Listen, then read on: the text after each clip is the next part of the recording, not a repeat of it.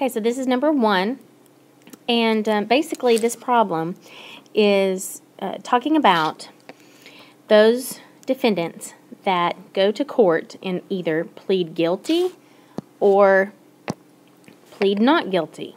Okay, and so then upon them deciding which way to plead, guilty or not guilty, we're wondering about the proportion of those that get sentenced to prison. So I said P1 is the proportion of defendants who plead guilty that are sentenced to prison. P2 is the proportion of defendants who plead not guilty that are sentenced to prison. All right, and then, so that's our parameters.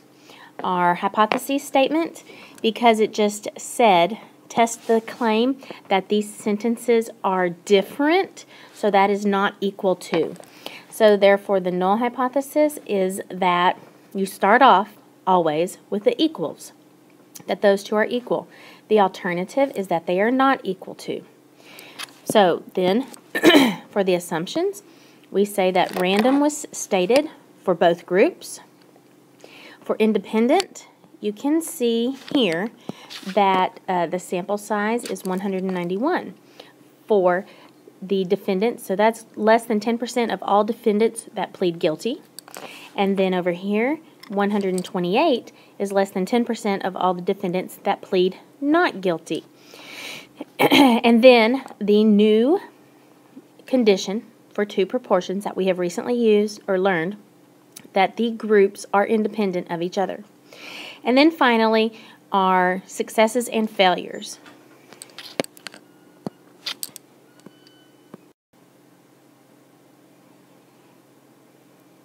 Okay, so for our large enough, we then look up here at the top, and we have the number that were sentenced to prison. So that's the successes.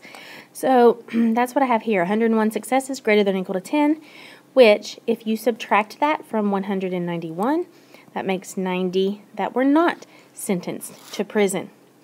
And then on the not guilty section, 112 from up here at the top were sentenced to prison, and that is certainly greater than 10.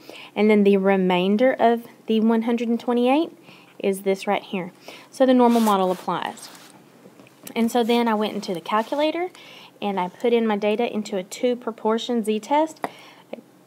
I got a z-score that is way out, a p-value that is essentially 0. So then I have a p-value that is less than alpha, so I reject. If your p-value is low, your null has to go. So since my p-value is less than alpha, I reject that. This up here, I am rejecting that the proportion of defendants of each group that go to prison are the same. I'm rejecting that they are the same. And I have evidence that there really is a difference in the proportion of defendants that are sentenced to prison.